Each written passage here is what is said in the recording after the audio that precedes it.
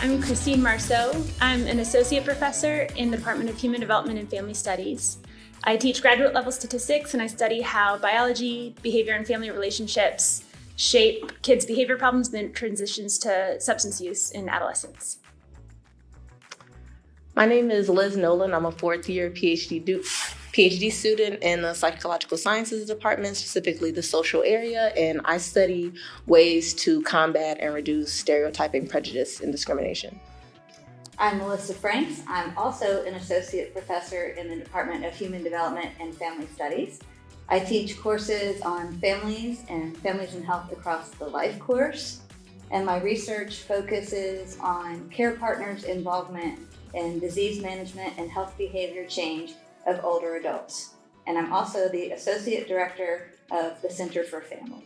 I was interested in joining up with this mentoring initiative because I typically have 5 or 6 grad students and 6 to 8 undergrad students in any given semester, and mentoring is definitely my favorite part of the job. I've been really lucky to have a deep network of really extraordinary mentors, and I saw this as a way to continue to improve my mentoring skills and to give back and pay it forward to those mentors. I got involved with this mentoring initiative because I've been really fortunate to have a wonderful mentoring relationship with my own advisor, as well as great mentoring I receive in organizations I'm a part of and external collaborations.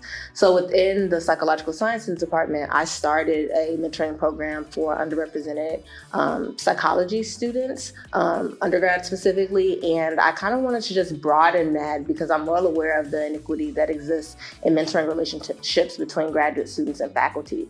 And so I really wanted to just serve and fill the gap to give them a role to really center the perspectives and experiences of graduate students.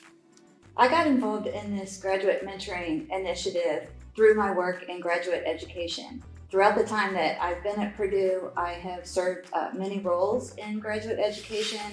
I have served on the graduate committee in the Department of Human Development and Family Studies, and also in the Department of Public Health. I have served on the graduate council, and so I was excited to have more opportunities to engage and promote high quality mentoring. And on a personal note, I am a first generation college student and first to pursue graduate training, so I know very well firsthand the role that high quality mentors can have in helping graduate students success. Best advice for mentors and mentees? My best advice for mentors and mentees is to have clear, open lines of communication, to set expectations and revisit them, because students' priorities and needs change over time. And so the revisiting the expectations is really important.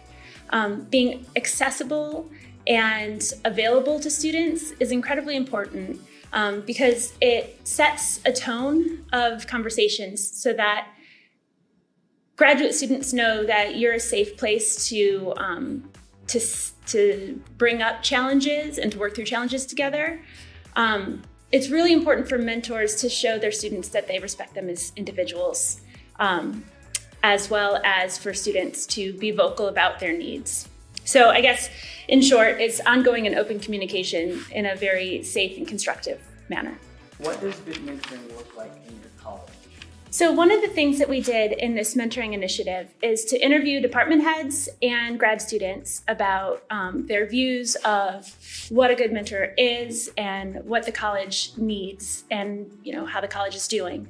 And I'm going to speak from a faculty perspective from those department head interviews and from other conversations that I've had around the college.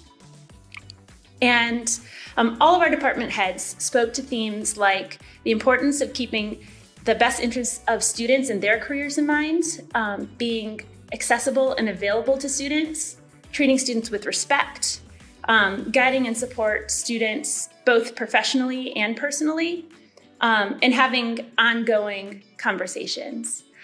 One thing that was really great is that according to the faculty perspective and the department heads, we're actually doing a very good job of mentoring in the college by and large. There are certainly some areas of growth and there's need, but there's also a lot of enthusiasm for continually growing as mentoring and continually improving our culture of mentorship in the college to support students' changing needs. So I conducted interviews with graduate students. So they were 30-minute interviews with a few graduate students from the various units within HHS. And so some common themes that emerged from those conversations I had with those graduate students was good mentoring really looks like spending time with your graduate students. So I mean like having a scheduled weekly meeting in which grad students can talk about any personal issues, research, expectations, professional development. And another big thing was making time for active and sustained efforts to get to know the graduate student on a personal level. So they're not just this number, right? Sometimes faculty can have a lot of graduate students, but really getting to know them as an individual was really important. And so I'm just really happy to have been able to kind of listen to those conversations and just really take note of what graduate students are expressing and just acknowledge how they're feeling. And I think that they really also benefited from feeling like that they were heard. So, yeah. Okay, what are you proud of with this mentoring project? So I think that kind of goes back to the interviews I conducted. So I'm really proud that I was able to fill the gap and kind of give graduate students that voice. I think there's this inherent power dynamic that exists between faculty and graduate students. And so sometimes there may be some fear or hesitation in terms of saying, you know, this is what I think can improve. And so I kind of served as like almost a liaison to kind of get these perspectives and then share them more broadly to faculty, which was then, you know, shared with directors and things like that. So, what did you learn that you didn't expect to learn? Well, first we wanted to express how pleased we were to find that there was real enthusiasm from faculty and students about creating a culture of high quality mentoring. And not just faculty to student mentoring, but also the availability of peer mentoring across all levels. And we were then surprised a bit to find that the resources to make that possible, resources for mentoring and resources for graduate students' success, seem to be not easily accessible to faculty or to students. And looking through unit websites and graduate manuals, we often, for example, found that there was a link to resources at the graduate school webpage, but not how to find specific resources or questions and answers to specific questions and separate links around the graduate school website.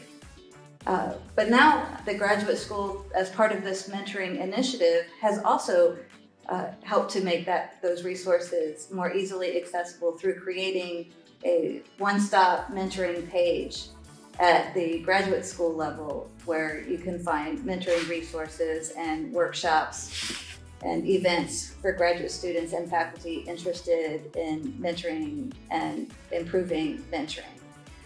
We also found in the College of Health and Human Sciences that many faculty and students were interested in learning more about resources for mentoring closer to home at the college level. What are the next steps in your HHS mentoring program? Well, we hope to build on the enthusiasm that was identified through the surveys that we conducted for graduate mentoring. And we're working with the Associate Dean for Graduate Education, Associate Dean Harris, to begin working on a mentoring page at the college level for mentoring resources in the College of Health and Human Sciences. And of course, we will include a link to the graduate school mentoring page for broader resources, but also focusing on events and activities at the college level. And we hope to highlight events and resources across all units in the college on this mentoring page. And to get that started, we currently have funding available that we've announced to faculty and graduate students across the college to conduct a small event that includes a discussion about mentoring, or attending a mentoring workshop and then having a reception and discussion following. And we plan to use summaries and highlights from those events to begin to demonstrate and talk about graduate mentoring across all units on this HHS mentoring webpage.